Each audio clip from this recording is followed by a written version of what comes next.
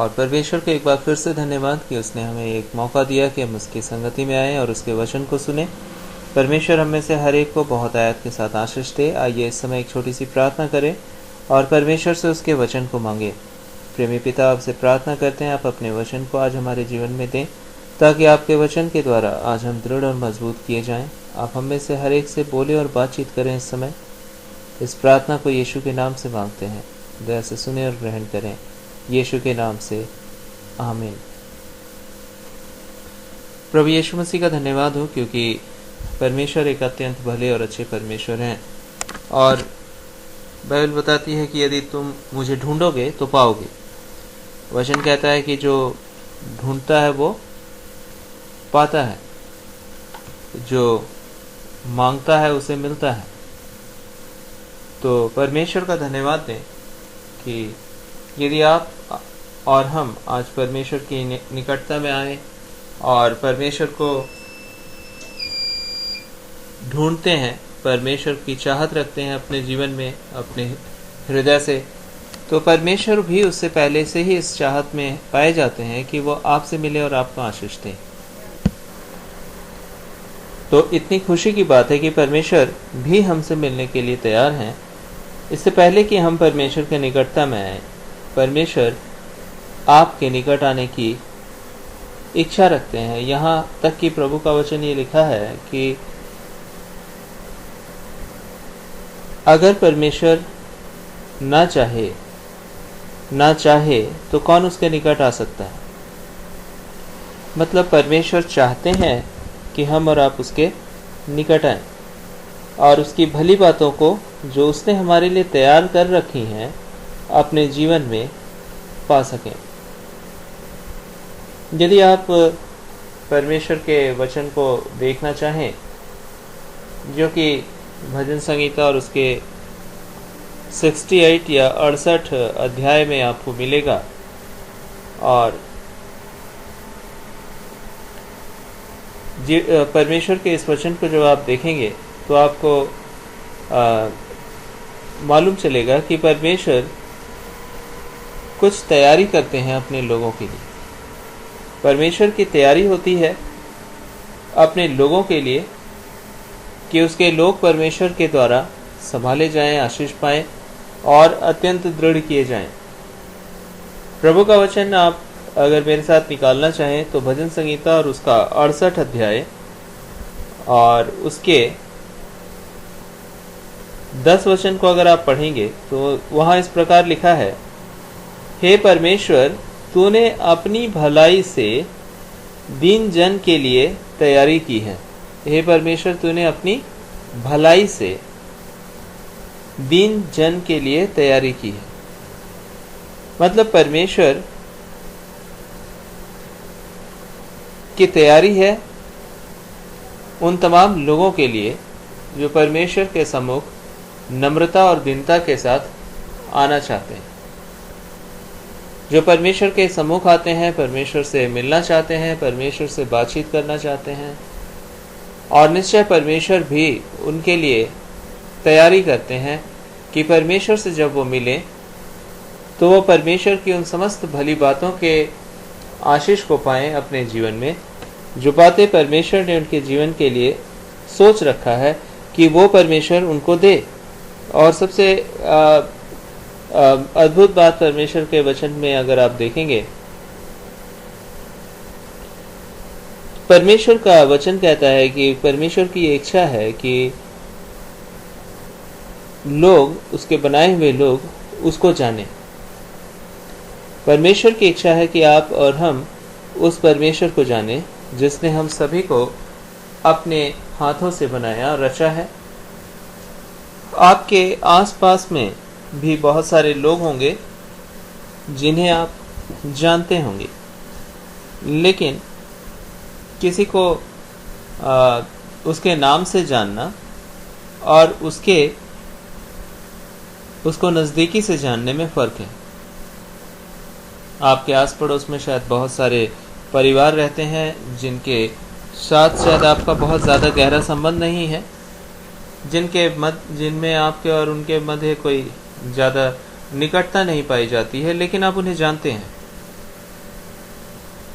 परमेश्वर नहीं चाहते हैं कि लोग इस तरह से परमेश्वर को जानें, लेकिन परमेश्वर की इच्छा है कि हम उस परमेश्वर को, जो हमसे प्रेम करने वाले पिता हैं, बहुत ही निकटता से परमेश्वर को समझ सकें, बहुत ही गहराई से परमेश्वर को जान सकें। और इसलिए ही परमेश्वर ने इस पृथ्वी पर आने का निर्णय लिया ताकि लोग उसको जानें। यदि आप परमेश्वर के विषय में लोगों से पूछें कि बताएं परमेश्वर कैसे होंगे, या आपको कैसा लगता है कि ईश्वर कैसे हैं, तो लोग बहुत सारे ख्याल अपने मन के आपके साथ बांटेंगे। शायद उनको अगर आप उनसे पूछना शुरू करें तो उनको लगेगा, वो कहेंगे कि परमेश्वर तो बहुत ही महान होंगे, परमेश्वर बहुत ताकतवर होंगे, परमेश्वर बहुत ही ऐश्वर्य और सामर्थ्य से भरे हुए हैं, स्वर्ग में बड़े सिंहासन पे बैठे होंगे। और ये जितनी भी बातें हैं वो गलत नहीं है, सही है लोगों के विचारों के अनुसार। लेकिन ये उसी तरह से ये ख्याल हैं जो एक मनुष्य को, जो आपके आसपास के पड़ोस में पाया जाता हो शायद, और आप बस उसको दूर से जानते हैं कि उसका घर कितना बड़ा है, बाहर से दिखाई देता है, वो व्यक्ति जो है शायद बहुत अच्छे पद पर काम करने वाला है, आपको ये भी मालूम होगा। तो ये सारी चीजें उसको बाहरी तौर से जानना है, लेकिन वो मनुष्य कैसा है, उसका व्यवहार कैसा है, उसका हृदय में लोगों के प्रति प्रेम है या नहीं है, या वो लोगों के लिए कैसा सोचता है। तो ये सारी चीज़ें हम जब तक उससे मिलते जुलते नहीं, उसको हम उस रीति से नहीं पहचान पाते। उसी तरह से परमेश्वर को भी अगर हम दूर से पहचानते हैं कि वो बड़े से होंगे, महान होंगे, ऊंचे सिंहासन पर बैठते होंगे, बहुत ही ताकतवर हैं, सर्वशक्तिमान हैं, और वो दुष्टों का नाश कर देंगे, ये सारी चीज़ें परमेश्वर के बारे एक ऊपरी तौर से जानना है। लेकिन इस वजह से प्रभु का वचन कहता है, परमेश्वर की इच्छा है कि उसके लोग उसको जानें, और जाने इस रीति से कि उनको सिर्फ ऊपरी तौर से ना जाने, लेकिन उस परमेश्वर के प्रेम को, उस परमेश्वर के हृदय को जाने। बाइबल एक शब्द में जो परमेश्वर के विषय में बताती है, एक सबसे छोटे वाक्य में, और वो कहती है कि कौन है परमेश्वर।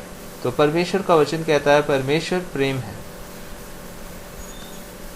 और ये प्रेम इसलिए परमेश्वर के विषय लिखा है। यहाँ ये नहीं लिखा परमेश्वर जो है वो सबसे ताकतवर मनुष्य, सबसे ताकतवर पर्सनालिटी हैं, या सबसे ताकतवर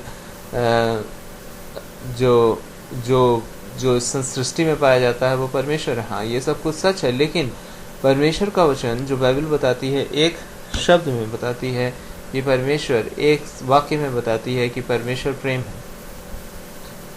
और इसी बात को जब आप परमेश्वर के प्रेम को देखना चाहें, परमेश्वर को समझना चाहें, तो उसे परमेश्वर ने, जो अदृश्य परमेश्वर था, जो कि किसी के नज़र से, आँखों से देखा नहीं जा सकता था, जिस परमेश्वर को, उस परमेश्वर ने अपने आप को प्रकट किया इस पृथ्वी पर। और इस पृथ्वी पर जब परमेश्वर ने अपने आप को प्रकट किया, तो यीशु के नाम से परमेश्वर ने अपने आप को प्रकट किया। और जब आप यीशु मसीह को देखेंगे तो आपको पता चलेगा कि परमेश्वर का हृदय कैसा है, परमेश्वर कैसे हैं। बड़े बड़े राजा महाराजा इस पृथ्वी पर जब रहते हैं, तो परमेश्वर के विषय हम सभी जानते हैं कि वो राजाओं के राजा, प्रभुओं के प्रभु हैं। उससे महान ऊंचा और कोई नहीं, सर्वशक्तिमान परमेश्वर है। लेकिन जब आप यीशु मसीह को देखेंगे तो आपको यीशु मसीह पूरे जीवन काल में, जैसा बाइबल में यीशु मसीह का जीवन दिखाता है, एक दिन भी यीशु मसीह को राजाओं की तरह घोड़ों पर घूमता हुआ नहीं दिखाया गया। परमेश्वर के हाथों में सारी सृष्टि है, संसार का ऐश्वर्य है, सामर्थ्य है, ताकत है। लेकिन परमेश्वर यीशु मसीह ने कभी भी अपने आप को उन दिनों में पाए जाने वाले अच्छे से अच्छे सवार पर सवारी करने वाला व्यक्ति नहीं बनाया। परमेश्वर सर्वसामर्थी हैं, उनसे वैभव और सामर्थ्य के आगे उनके कोई भी नहीं, ये हम सब जानते हैं। लेकिन यीशु मसीह को जो आप देखेंगे तो पूरे जीवन काल में 33.5 वर्ष तक की जीवन परमेश्वर ने इस पृथ्वी पर मनुष्य रूप होकर के बिताया, यीशु मसीह में हो, यीशु मसीह के नाम से।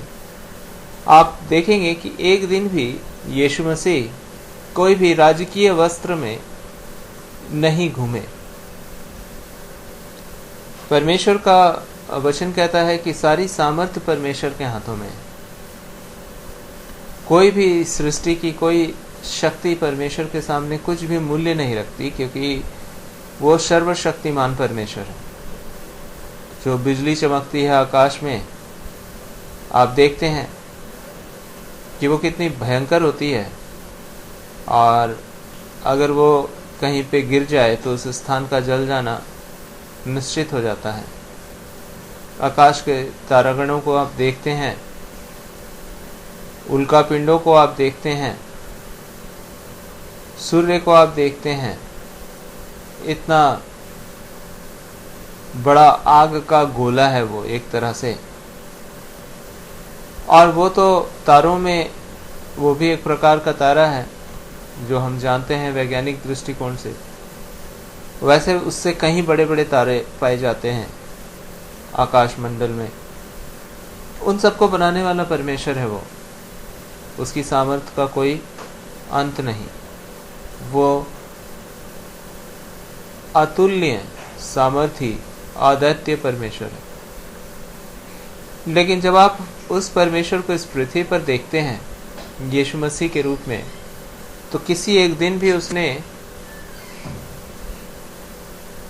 एक भी हथियार लेकर किसी व्यक्ति को डराया नहीं, धमकाया नहीं, कि उसने किसी व्यक्ति को के ऊपर हथियार लेकर उसका नाश कर दिया, कि वो बहुत दुष्ट था इसलिए उसको दंड दे दिया। ऐसा नहीं किया कभी भी यीशु मसीह ने।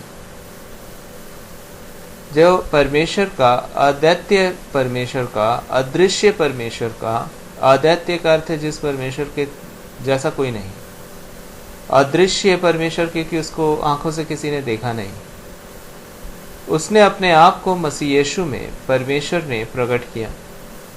लेकिन जब यीशु मसीह में परमेश्वर प्रकट हुए तो उन्होंने अपने आप को बहुत ही नम्रता और दीनता के साथ प्रकट किया। बाइबल में बड़े स्पष्ट ढंग से कहती है कि यीशु कहते हैं, क्योंकि मैं मन में नम्र और दीन हूं। नम्र बनो, क्योंकि मैं, यीशु अपने विषय कहते हैं, क्योंकि मैं मन में नम्र और दीन हूं। यीशु मसीह के विरोध में जब लोगों ने बुरी बुरी बातें कही, यीशु मसीह के ऊपर झूठे आरोप लगाए, यीशु मसीह को झूठी बातों में उसके सम्मुख दोष दिया, उसके साथ अत्याचार किया, उसको थप्पड़ मारे, उसके मुंह पे थूका, लेकिन यीशु मसीह ने पलटकर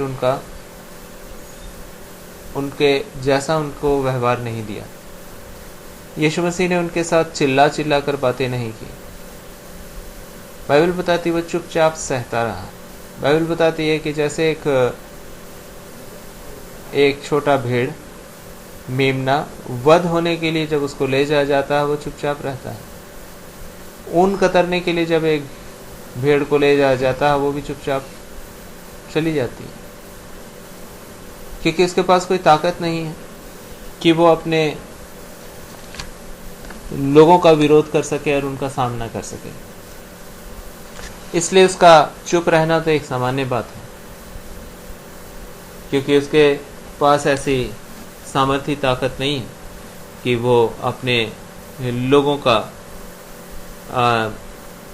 को जो उसके साथ उसके उनको कतरने ले जा रहे हैं उसका सामना कर सके। कहने का अर्थ है कि शेर के गले में भी बाल होता है, लेकिन सिंह को अगर आप पकड़ के ऊन कतरने वाले स्थान पर ले जाएं तो जो ले जा रहा होगा उसका नाश होना तय है।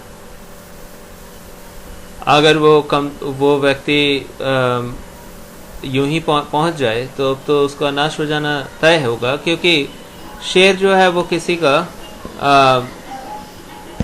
क्योंकि शेर का सामना करना आसान नहीं, और शेर अपने विरोध में आने वाले को नाश करने की ताकत रखता है। शेर के पास बहुत ही नोकीले दांत होते हैं, ताकतवर शरीर होता है, पंजर होते हैं, और यदि वो अगर नाराज हो जाए शेर और वो किसी को नाश करने के लिए ठान ले तो वो उसको फाड़ खाएगा। लेकिन एक भेड़ के पास ऐसी ताकत नहीं होती।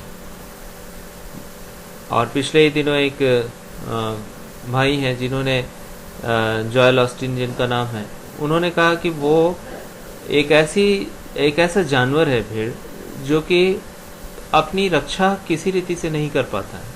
ना तो उसके पास नोकीले दांत हैं, ना तो ऐसी आक्रामक उसके अंदर शक्ति है, ना तो वो बहुत तेज भाग सकता है। उसके पास वैसी कुछ भी चीज नहीं है। तो आप अगर देखें, बाइबल बताती है यीशु मसीह के विषय में कि यीशु मसीह जैसे भेड़ ऊन कतरने के समय, वध होने के समय चुपचाप रहती है, उसी तरह से यीशु मसीह भी चुपचाप सहते रहे। लेकिन उन्होंने अपने विरोधियों का, अपने सताने वालों के सामने अपना मुंह नहीं खोला। लोग उसके ऊपर थूक रहे थे, लोग उसको गालियां दे रहे थे। आप सोच सकते हैं गालियां देने का अर्थ है कि कहीं ना कहीं उसके विषय में बुरी बुरी बातें कहना, और वैसी बातें कहना जिससे कि उसका मन अंदर से चोटिल हो और वो दुखी हो, और उन बातों के विरोध में उसको गुस्सा आए और वो उन बातों का विरोध करे। लेकिन यीशु का वचन, परमेश्वर का वचन कहता है कि वह चुपचाप सहते रहें, और उन्होंने अपने सताने वालों के विरोध में मुंह नहीं खोला। अब आप सोच सकते हैं कि परमेश्वर क्या ऐसे हैं जो राजाओं का राजा है, प्रभुओं का प्रभु है, जिसके हाथों में सारी शक्ति सामर्थ है। क्या वो इतने विरोध के बावजूद अपने मुंह को बंद रखेंगे? और परमेश्वर का वचन कहता है कि हाँ, ऐसा ही है। परमेश्वर जरूर सामर्थी हैं, ताकतवर हैं, लेकिन परमेश्वर का हृदय, परमेश्वर का आत्मा, परमेश्वर प्रेम है। और परमेश्वर का प्रेम इस कदर से था कि परमेश्वर सर्वसामर्थी, सर्वशक्तिमान होने के बावजूद परमेश्वर ने ये निर्णय लिया कि वो मनुष्य जाति के अधर्म के जो भी मूल्य है, पापों का जो मूल्य है, दंड है, उसको वो चुकाएंगे।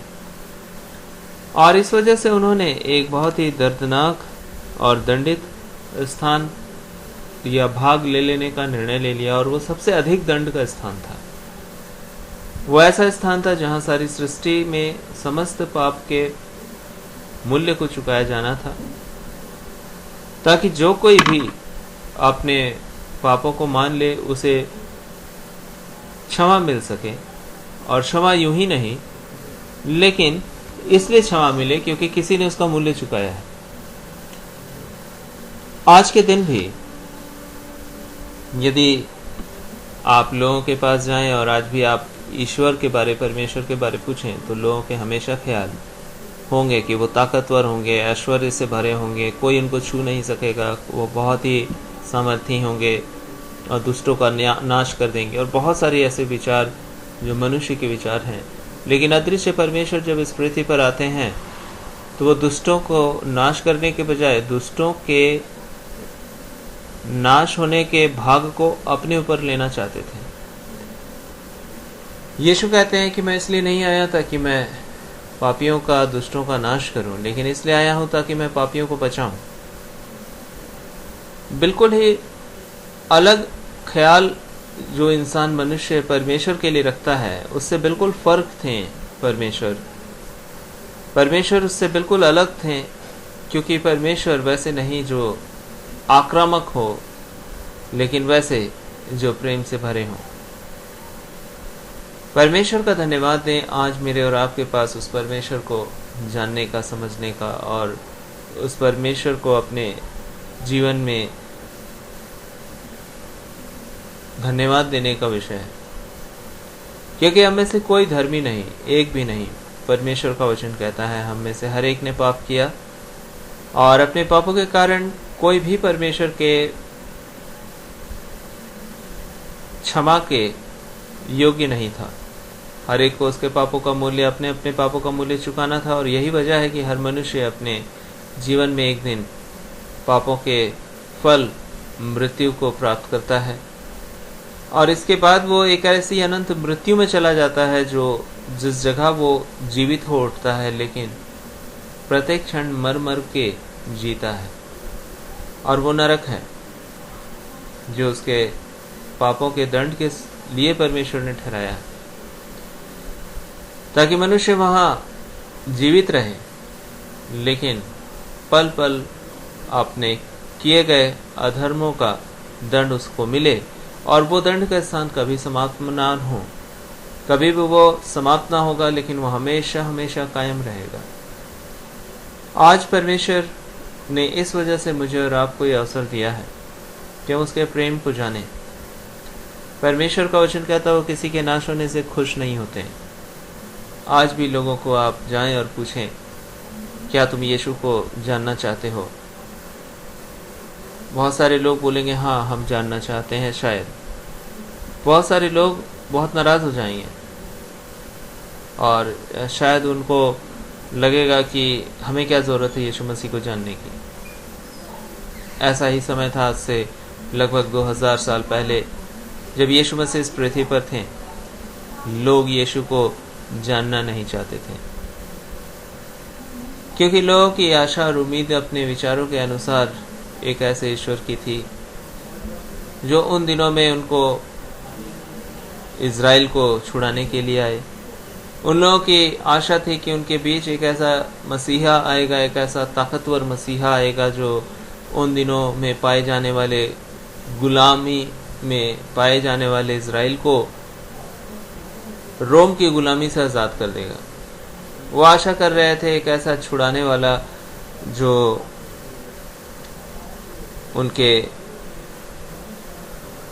पूरे इज़राइल जाति को, पूरे इज़राइल राष्ट्र को रोम के अधिकार से, अधीनता से छुड़ा ले। लेकिन क्योंकि रोम उन दिनों में एक बड़ा ही सामर्थी राज्य था, साम्राज्य था, और वो इज़राइल पर भी अपना अधिकार रखे हुए था, और वो उम्मीद करते थे एक ऐसे छुड़ाने वाले को, और इसलिए वो चाहते थे, वो सोचते थे कि अगर हमारा कोई छुड़ाने वाला आएगा, हमारा कोई मसीहा आएगा, तो वो तो ताकतवर होगा, वो इस रोमी साम्राज्य से हमारा लड़ाई करेगा और हमें छुड़ा लेगा।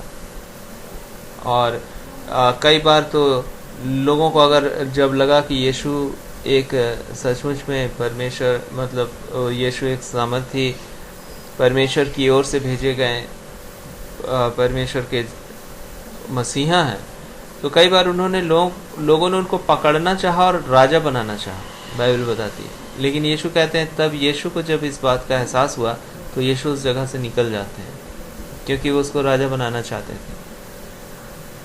अब आप देख सकते हैं कि लोगों के विचार परमेश्वर को हमेशा एक राजा के रूप में देखना चाहता है। लोगों के ख्याल हमेशा, और अगर एक सामान्य तरीके से चलने फिरने वाला व्यक्ति आए और बोले कि मैं परमेश्वर, अदृश्य परमेश्वर का प्रतिरूप हूँ इस दुनिया में, तो लोग तुरंत ही उसको भगा देंगे, जैसे यीशु को भगा दिया, जैसे यीशु को मार दिया लोगों ने। यीशु का मजाक उड़ाया, यीशु के मुंह पे थूका, क्योंकि उनको लगता था अरे ईश्वर होगा तब तो वो तो अपना सामना कर सकेगा, अपना बचाव कर सकेगा। यहाँ तक कि लोगों ने कह भी दिया कि अगर तू परमेश्वर है तो क्रूस से उतर आ, तब हम मान लेंगे कि तू परमेश्वर का मसीह है। यदि तू मसीह है अर्थात परमेश्वर का भेजा हुआ है तो तू क्रूस से उतर आ, क्योंकि लोगों ने उसको पकड़ के क्रूस पर चढ़ा दिया था मार कर। और यीशु एक बेबसी की मौत हम कह सकते हैं, उस क्रूस पर कीलों से ठोक करके उसको लटका दिया गया था।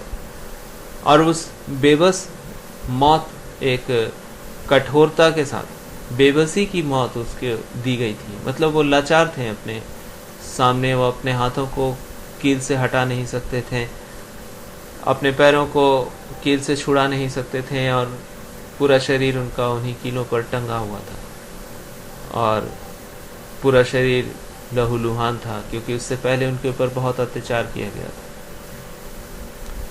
आप देख सकते हैं क्या एक ऐसा व्यक्ति राजा हो सकता है, राजाओं का राजा हो सकता है? क्या ये है अदृश्य परमेश्वर का प्रतिरूप?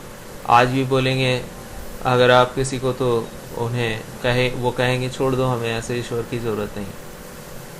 वो कहेंगे हमारे पास तो एक ऐसा ईश्वर होना चाहिए जो बहुत पावरफुल हो, जो बहुत ताकतवर हो, जो लोगों को आए और दुष्टों का नाश कर दे, और बड़े ही राजाओं के वेशभूषा में हो। यीशु कौन परमेश्वर है? ये तो बिल्कुल देखने में ही सीधा साधा और सामान्य सा और गरीब सा दिखाई देता है। ये तो कोई राजा महाराजा जैसा दिखाई नहीं देता। बाइबल हमें स्पष्ट बताती है ये है परमेश्वर। आप और मेरे विचारों में हो सकता है कि परमेश्वर के अलग अलग ख्याल हों, लेकिन परमेश्वर वो नहीं जो ताकत से राज्य चलाए। हाँ, वो ताकतवर है, उसके जैसा कोई सामर्थ्य और ताकत, उसकी ताकत का सामना कर ही नहीं सकता कोई। लेकिन वो परमेश्वर नहीं है जो अपनी ताकत के द्वारा अपने राज्य को चलाए। वो परमेश्वर नहीं जो अपनी ताकत के द्वारा लोगों को अपने वश में करे, लेकिन वो परमेश्वर है जो लोगों को पूरी स्वतंत्रता देता है कि वो चाहे तो उस परमेश्वर के साथ आए, और लोगों को पूरी स्वतंत्रता देता है कि वो चाहे तो अपने मर्जी से वो जो चुनना चाहे चुन ले। वो लोगों को पापों का दंड देना नहीं चाहता, लेकिन उनको माफ करना चाहता है, लेकिन बिना मूल्य चुकाए नहीं। क्योंकि चाहे तो उन लोगों को मूल्य चुकाना होगा जो वो कभी चुका नहीं सकते अपने पापों के दंड का मूल्य, और चाहे तो वो मूल्य उसे ही चुकाना पड़ेगा, क्योंकि वो न्यायी परमेश्वर है। न्याय उसके सिंहासन का मूल और धर्म जो है वो न्याय है, और इसलिए उसने निर्णय लिया कि वो स्वयं उस मूल्य को चुकाएंगे, ताकि वो लोग जो परमेश्वर के ही न्याय के सामने एक दिन मरते हैं और उसके बाद नरक जाते हैं, और ये सभी के साथ है, क्योंकि बाइबल के अनुसार कोई धर्मी नहीं, एक भी नहीं। इसलिए उस परमेश्वर ने, अद्वितीय परमेश्वर ने, इस पृथ्वी पर आकर हमारे पापों के मूल्य को चुकाना चाहा, और आज मेरे और आपके पापों का मूल्य चुकाया जा चुका है यीशु मसीह के द्वारा। एक बेबसी की मौत जो यीशु मसीह उस समय मर रहे थे, वो आपकी मौत थी, मेरी मौत थी, जो हमारे पापों के कारण हमारे ऊपर आने वाली है। लेकिन आज परमेश्वर का धन्यवाद दें कि यीशु ने उस मौत को सहा। ये उसी प्रकार से है कि एक ऐसा सामर्थी परमेश्वर जो अपनी सारी सामर्थ को छोड़ देता है और एक दास का रूप धारण करता है, एक सेवक का रूप धारण कर लेता है, ताकि वो अपने लोगों के पापों की कीमत को भरे ताकि वो अपने लोगों के दंड को उठा ले। यीशु कहते हैं कि मैं तुम्हारे मध्य सेवक की नाई आया हूं। यीशु कहते हैं कि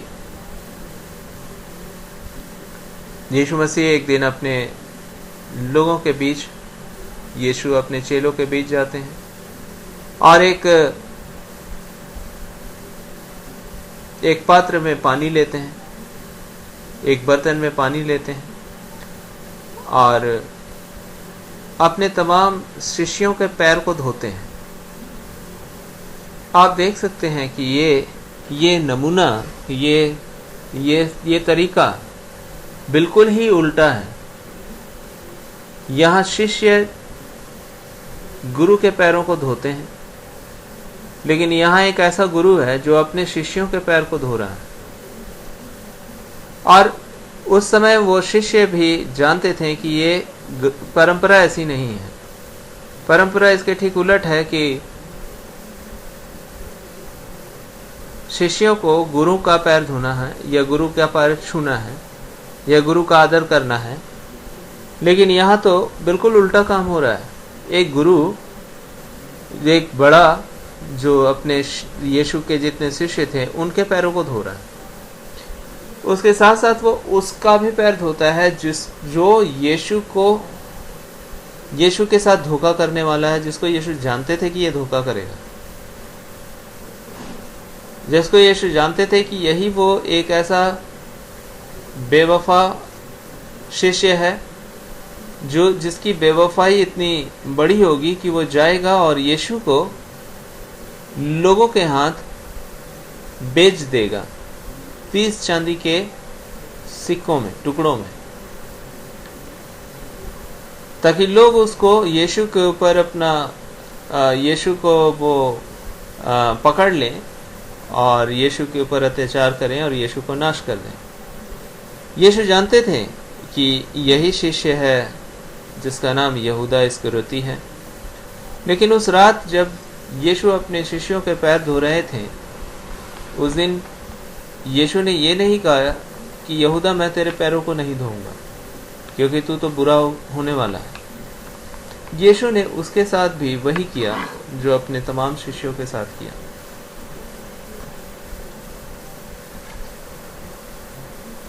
आप कह सकते हैं कि ये कैसा ईश्वर, अरे ईश्वर के पैर लोग छूते हैं, गुरु के पैर तो लोग छूते हैं। ये तो बिल्कुल ही उल्टा सीधा काम करने वाला है। ऐसे गुरु को तो हमें चाहिए ही नहीं, ऐसे ईश्वर को तो हम पसंद ही नहीं करेंगे। इसको तो छोड़ दो, इससे अच्छा तो कोई ईश्वर, ऐसा कोई गुरु हमें चाहिए ही नहीं। और आज भी लोग इसलिए यीशु को धुतकार देते हैं, धिक्कारते हैं, यीशु का ठट्ठा उड़ाते हैं और यीशु का तिरस्कार करते हैं, क्योंकि यीशु उनके अनुसार कोई ईश्वर होने लायक नहीं। यीशु उनके अनुसार कोई महान गुरु होने कहलाने लायक नहीं। हाँ, गुरु तो चलो फिर भी उनको किसी तरह अगर मान ले, लेकिन ईश्वर तो हो ही नहीं सकता।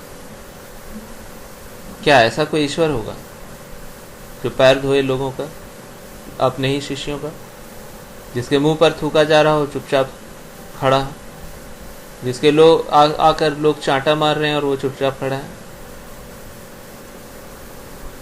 हाँ, जैसा आप सोच नहीं सकते वैसा ही परमेश्वर है। परमेश्वर केवल सामर्थी नहीं है, लेकिन परमेश्वर मनुष्य के विचारों में जो हो ही नहीं सकता वो है परमेश्वर। परमेश्वर ने ये सब कुछ आपके लिए और मेरे लिए इसलिए किया क्योंकि वो आपसे प्रेम करते हैं, क्योंकि ये भाग आपका था जो यीशु ने उठाया। नाश आपको होना था, मुझको होना था हमारे पापों के कारण, दंडित हमें होना था हमारे पापों के कारण। बाइबल बताती है एक एक तरह की बुराइयां, तकलीफें जो इस पृथ्वी पर आती हैं, ये चीजें नहीं थी उस वक्त जब मनुष्य परमेश्वर के साथ था। लेकिन जैसे ही परमेश्वर और मनुष्य का अलगाव हो गया पाप के कारण, क्योंकि परमेश्वर पवित्र है और मनुष्य ने पाप का रास्ता चुन लिया, और इसलिए परमेश्वर से वह अलग हो गया, क्योंकि परमेश्वर और पाप में कोई भी समानता नहीं। लेकिन जो पापी नहीं था, उसी परमेश्वर ने हमारे लिए पाप को उठाना चाहा। उस परमेश्वर ने हमारे लिए अपनी जिंदगी देना चाहा। उस परमेश्वर ने हमारे ही अधर्मों के, बुराइयों के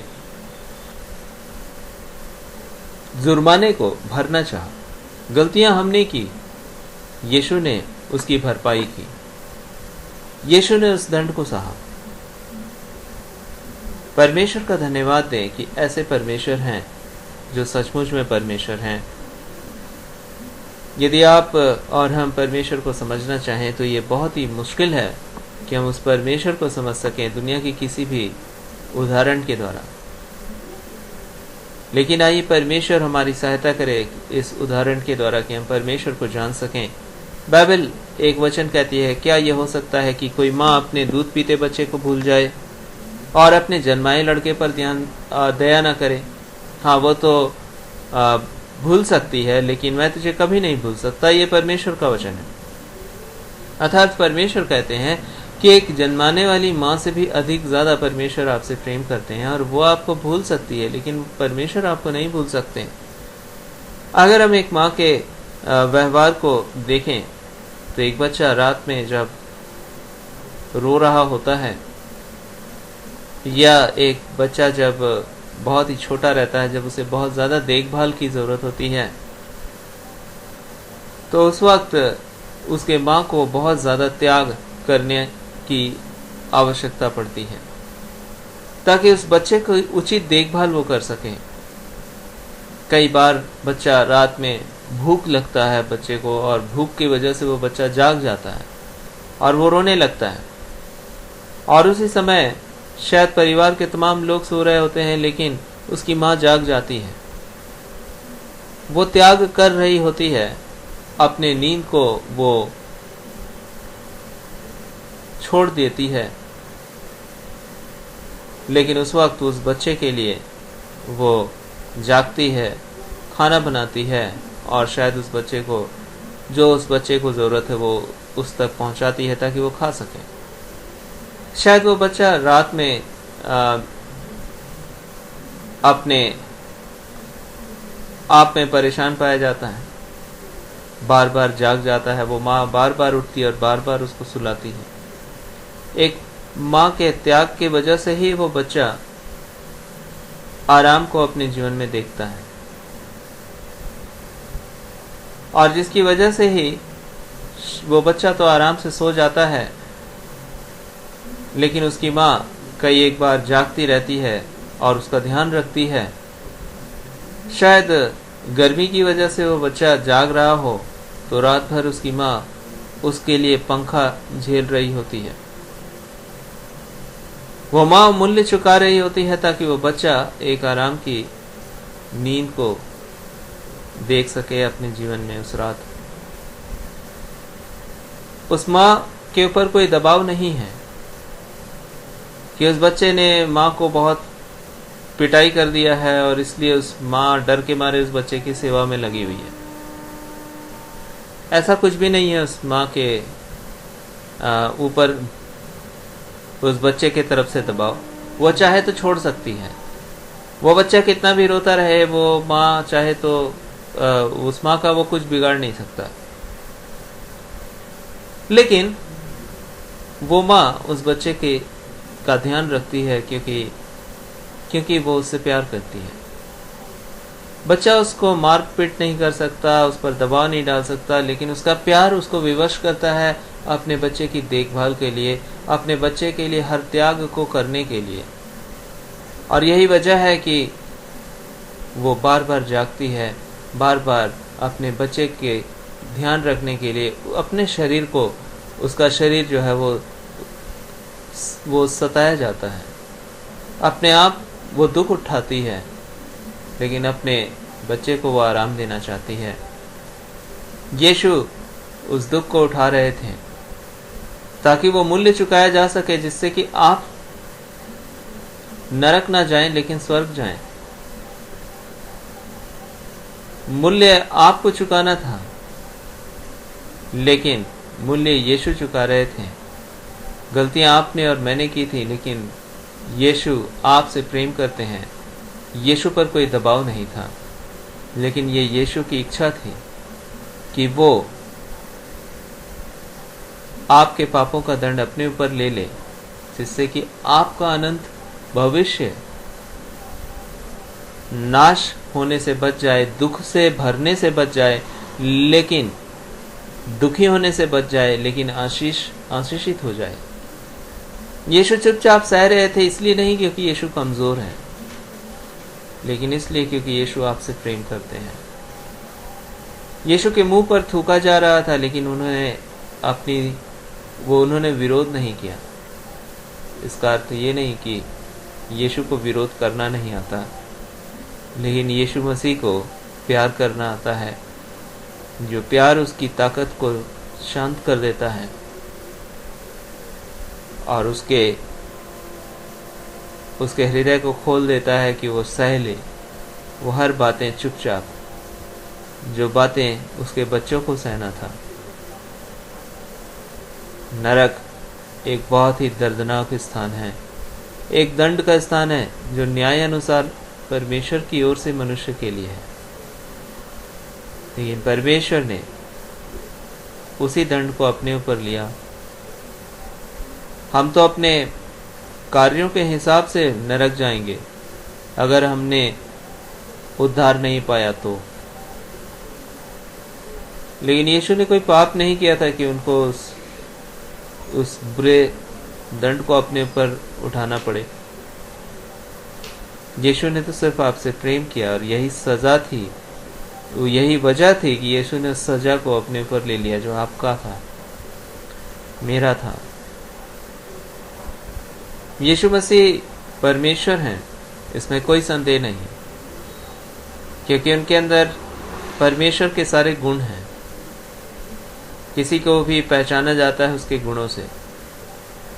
यीशु ने भी साफ साफ कहा कि पेड़ अपने फलों से पहचाना जाता है। अगर आप परमेश्वर को जानना चाहें तो परमेश्वर पवित्र हैं, यीशु पवित्र थे। यीशु के जीवन को देखें और आपको एहसास होगा कि पवित्रता क्या होती है। यीशु मसीह के जीवन को देखें और तब एहसास होगा कि हम कितने पाप से भरे हुए जीवन को जीते हैं। यीशु मसीह को देखें और तब एहसास होगा कि इतना पवित्र धर्मी कैसे पापियों के बीच जाता है और उनसे प्यार करता है। लोग यीशु को कहते थे, अरे ये तो पापियों के साथ रहता है, ये तो अधर्मियों के संग उठता बैठता है। लेकिन यीशु मसीह के ऊपर कोई दोष नहीं लगा सकता था कि ये भी अधर्म करता है और ये भी पाप करता है, क्योंकि यीशु के जीवन में कोई पाप नहीं था, यीशु के जीवन में कोई अधर्म नहीं था। लेकिन यीशु को जब लोगों ने ये कहा तो यीशु ने साफ साफ कहा कि वैद्य की आवश्यकता मरीजों को होती है, स्वस्थ लोगों को नहीं। मैं पापियों को बचाने के लिए आया हूं, धर्मियों को नहीं। और इसलिए जो लोग पापों से गिरे हुए थे, पापों में जब डूबे हुए थे, पाप का भरा हुआ जीवन था, यीशु उनके जीवन में जाते, यीशु उनसे बातचीत करते हैं। यीशु का प्रेम, यीशु की पवित्रता, यीशु की सामर्थ उनके जीवन को बदल देती और वो परमेश्वर के रास्ते पर, अपने पापों के रास्ते से छूट करके परमेश्वर के रास्ते पर चलना शुरू कर देते हैं। यीशु इतने सामर्थी थे कि कोई बुराई उस यीशु के ऊपर प्रभाव नहीं डाल पाती थी। लेकिन यीशु इतने सामर्थी थे कि जब वो किसी बुरे लोगों के बीच आते थे तो उनकी भलाई, उनकी पवित्रता लोगों के जीवनों में प्रभाव डालने लगती थी और लोग अपने पापों से छोड़कर परमेश्वर के रास्ते पर चलने लगते थे। यीशु मसीह इतने सामर्थी थे हर तौर से कि कोई भी नकारात्मक बात उनके ऊपर प्रबल नहीं हो पाती थी, लेकिन वो हर नकारात्मक बातों पर प्रबल हो जाते थे और उनको सकारात्मक बना देते थे, और उन बातों को सकारात्मक बना देते थे। कोढ़ियों के पास यीशु जाते और उनको छू देते, और कोढ़ी का कोढ़ यीशु को नहीं लगता, लेकिन यीशु की सामर्थ्य चंगाई उन कोढ़ियों के जीवन को छू देती और उनका कोढ़ दूर हो जाता। जब हम मनुष्य किसी ऐसे व्यक्ति के संपर्क में आते हैं जिसके शरीर से फैलने वाले रोग हैं, जिसको लगा हुआ है, तो आप देखेंगे कि हम भी उस रोग के प्रभाव में आ जाते हैं और हम भी उस रोग से ग्रसित हो जाते हैं। लेकिन यीशु का ऐसा नहीं था जीवन। यीशु जब उस रोगी के पास जाते थे तो यीशु की चंगाई की सामर्थ यीशु से निकलती और उस व्यक्ति को छूती थी, और यीशु के चंगाई के सामर्थ के कारण वो व्यक्ति चंगा हो जाता था, इसके बजाय कि उस व्यक्ति की बीमारी यीशु को लग जाए। इसलिए यीशु कोढ़ियों को भी जब छूते थे तो स्वस्थ हो जाते थे। यहाँ तक कि कुछ कोढ़ी सोचते होंगे कि प्रभु हमें मत छू, क्योंकि ये बहुत बुरी बीमारी है, तुझे भी ये कोढ़ हो जाएगा।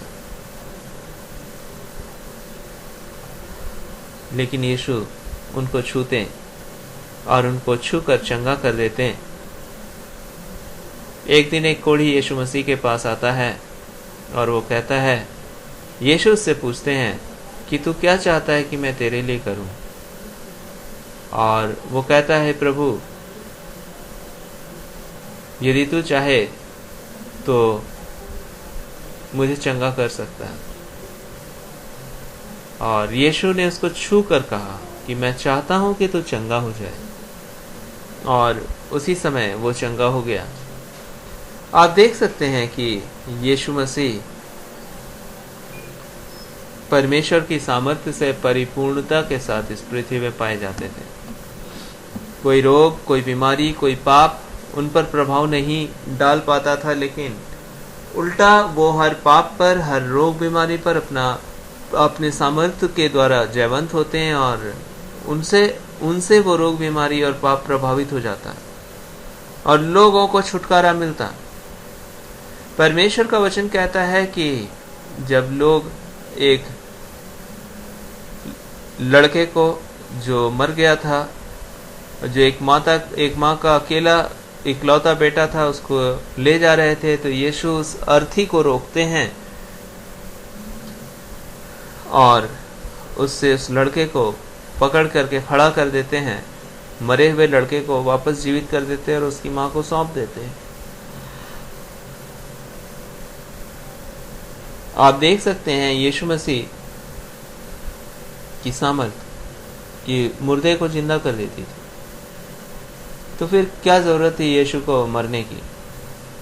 क्योंकि वो मौत जो वो सह रहे थे वो आपकी थी, मेरी मौत थी, और वो नहीं चाहते थे कि आप और हम मारे जाएं अपने पापों में, लेकिन यीशु ने हमारे पापों के कीमत को अपने पर ले लेना चाहा था कि हम बच सकें, वो कीमत अदा कर दी जाए। यीशु मसीह एक निर्बल परमेश्वर नहीं, लेकिन एक प्रेमी परमेश्वर हैं। वो सामर्थी हैं, लेकिन उसके बावजूद भी वो अपने लोगों से प्रेम करते हैं। वो लोगों के ऊपर दबाव देकर उन्हें अपने नियंत्रण में लेना नहीं चाहते, लेकिन उनके बंधनों को, पाप के बंधनों को, जो मनुष्य के विचारों को अपने नियंत्रण में रखता है, उन पाप के बंधनों से उसे आजाद करना चाहते हैं, ताकि मनुष्य के विचार भी उन पाप के प्रभाव से छूट जाएं। यीशु मसीह किसी पापी से या अपने यीशु को बुरा कहने वाले लोगों से नफरत यीशु नहीं करते, लेकिन यीशु उनसे प्रेम करते हैं। और यीशु की इच्छा है कि वो उद्धार पाएं, वो अपने पापों के प्रभाव से आजाद हो सकें वह अपने पापों के प्रभाव से छूट जाएं और उनके पास परमेश्वर के द्वारा दिया जाने वाला एक आशीषित जीवन हो, उद्धार पाया हुआ जीवन हो। उद्धार का अर्थ है अपने पापों से क्षमा, परमेश्वर की ओर से उन्हें पापों की क्षमा मिल जाए, जिस क्षमा के लिए यीशु ने कीमत अदा किया है। और बाइबल बताती यदि कोई भी यीशु यहाँ किसी भी विशेष व्यक्ति से, विशेष देश से या विशेष जाति के लिए बात नहीं करते हैं। बाइबल बताती यदि कोई भी अपने पापों को, हम सभी के पास यह अवसर है, यदि हम अपने पापों को मान लें तो वह उससे हमें क्षमा करने और छुड़ा लेने में विश्वास योग्य और धर्मी हैं। परमेश्वर आपको और मुझको, हम सभी को, चाहे हम किसी भी देश, जाति, प्रजाति में पाए जाते हों, हमसे प्रेम करते हैं और वो नहीं चाहते कि हम और आप जो उनके बनाए हुए लोग हैं वो नाश हो जाएं अपने पापों में। इसलिए ही तो वो सामर्थ्य होने के बावजूद भी उन्होंने अपने जबान को, अपनी आवाज को, अपने मुंह को बंद रखा और वो चुपचाप सहते रहे वो सब कुछ जो मेरा और आपका था, वो दंड, वो दुख, अपने प्रेम के कारण जो उसने आपसे और मुझसे किया है। और इस वजह से आज मेरे और आपके पास अब यह अवसर है, क्योंकि यीशु ने मूल्य चुका दिया कि मेरे और आपके पापों का क्षमा हमें मिल सके, ताकि हम और आप अपने पापों के दंड से बच जाएं। यदि हम केवल अपने पापों को मान ले तो वह उससे हमें माफ करने और उससे छुड़ा लेने में विश्वास योग्य और धर्मी हैं। इसलिए बाइबल बताती है कि यदि हम दीन हों, दीन अर्थात हम अपने मन से नम्रता के साथ, समझ के साथ, ईमानदारी के साथ परमेश्वर के पास आएं, तो हम परमेश्वर को समझ पाएंगे। परमेश्वर फिर हमारे लिए सिर्फ वो नहीं रहेंगे जो स्वर्ग में बैठते हैं बड़े से सिंहासन में, बड़े ताकतवर हैं, मार देते हैं दुनिया में सारे दुष्टों को। नहीं, परमेश्वर का वचन कहता है मैं पापियों को बचाने के लिए आया हूँ।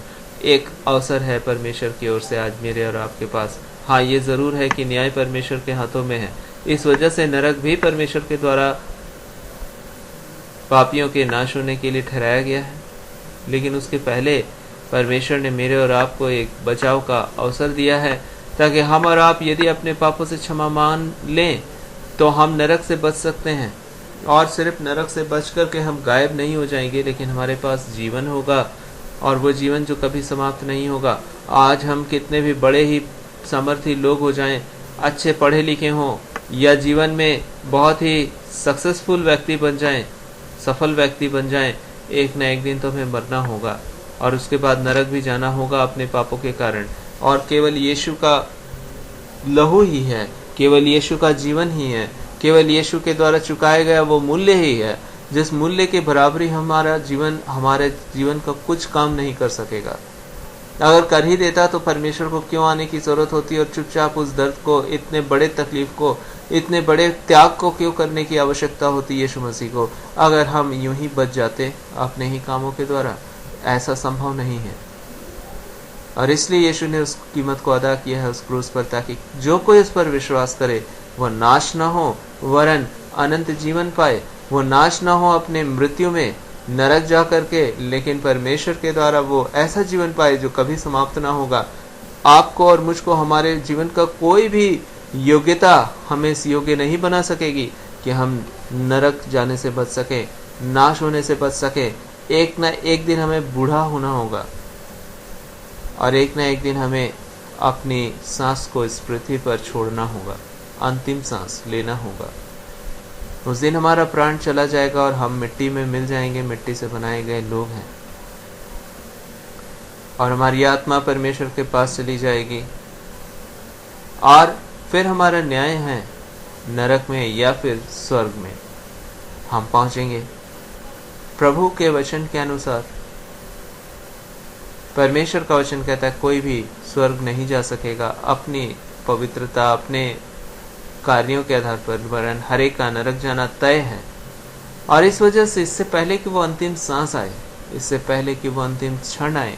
हमारे पास आज अवसर है कि हम अपने पापों को मान लें और परमेश्वर से क्षमा मांगे, जिससे कि परमेश्वर हमें क्षमा दे और हमें परमेश्वर नाश होने से बचने का, जो प्रभु ने अपना ऊपर हमारे दंड को लिया ताकि हमारे नाश होने से हम बचाए जाएं और परमेश्वर के द्वारा हम उस उद्धार को पाएं जो कभी भी हमारे जीवन से फिर समाप्त ना होगा।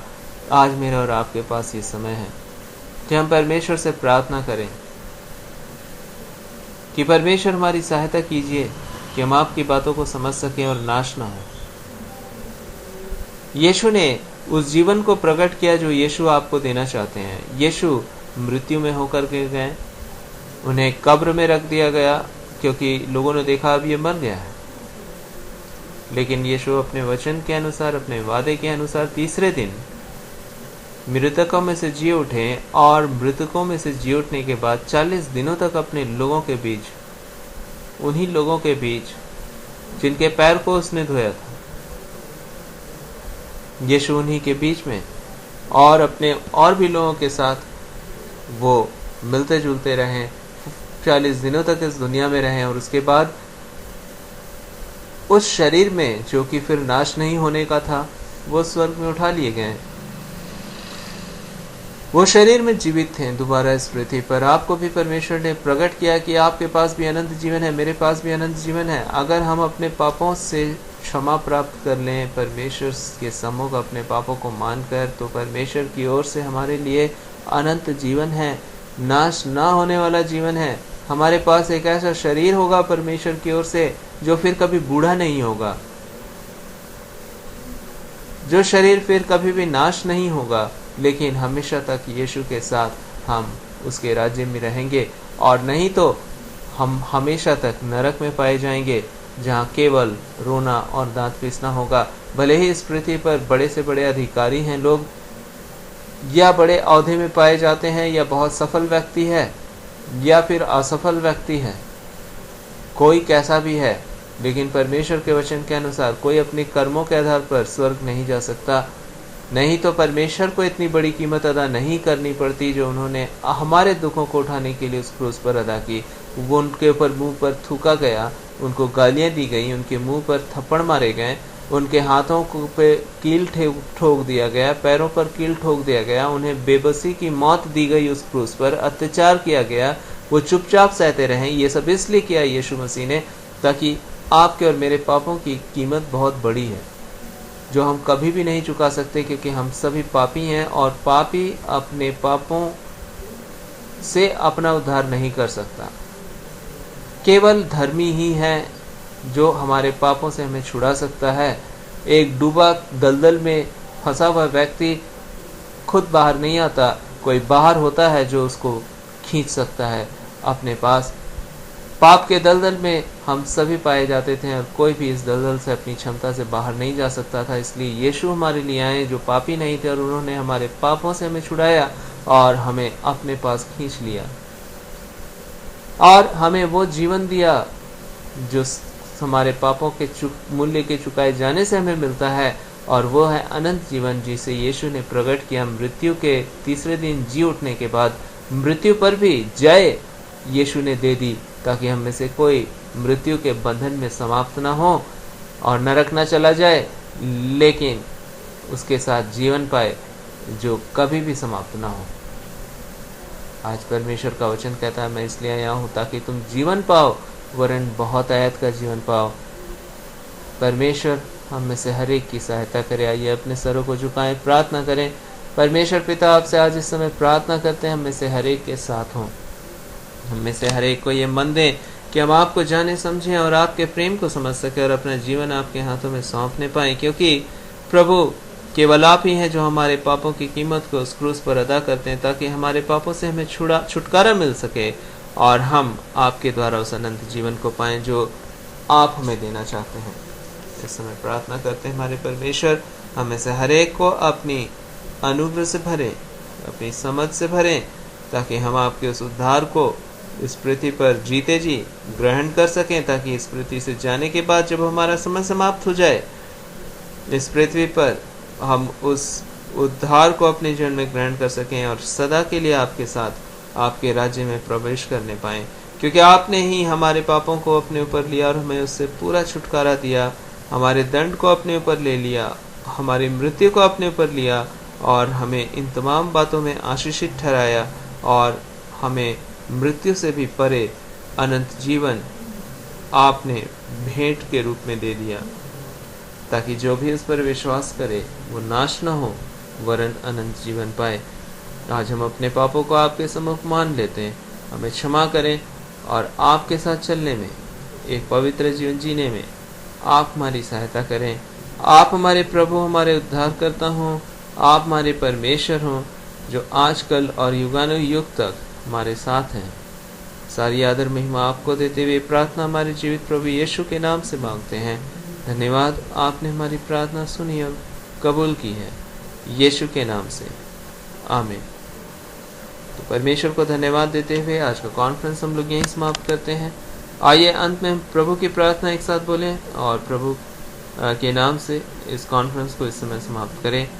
हे हमारे पिता, आप जो स्वर्ग में हैं, आपका नाम पवित्र माना जाए, आपका राज्य आए, आपकी इच्छा जैसे स्वर्ग में पूरी होती है वैसे इस पृथ्वी पर पूरी हो। हमारे रोज की रोटी आज हमें दें, जैसे हमने अपने अपराधियों को क्षमा किया वैसे आप भी हमारे अपराधों को क्षमा करें। हमें परीक्षा में ना लाएं बल्कि बुराई से बचाएं, क्योंकि राज्य, पराक्रम और महिमा सदा आपकी है, आमीन। सारी आदर महिमा यीशु मसीह को देते हुए आज का कॉन्फ्रेंस हम लोग यहीं समाप्त करते हैं। फिर से मिलेंगे परमेश्वर के आशीषों में। परमेश्वर हम में से हर एक को अपने में दृढ़ रखे, मजबूत रखे, ताकि हम प्रभु में दृढ़ मजबूत पाए जाएं और अपने जीवन से हमेशा उसकी निकटता में बढ़ सके, उसकी पहचान में बढ़ें, उसको जाने समझे पहचाने और उसके साथ एक घनिष्ठ और निकट संबंध में पाए जाएं, ताकि उसकी हर एक भली बातें हमारे जीवन में हम देख सकें आजकल और हमेशा हमेशा तक। सारी आदर महिमा यीशु मसीह को देते हुए आज का कॉन्फ्रेंस हम लोग यहीं समाप्त करते हैं, यीशु के नाम से, आमीन।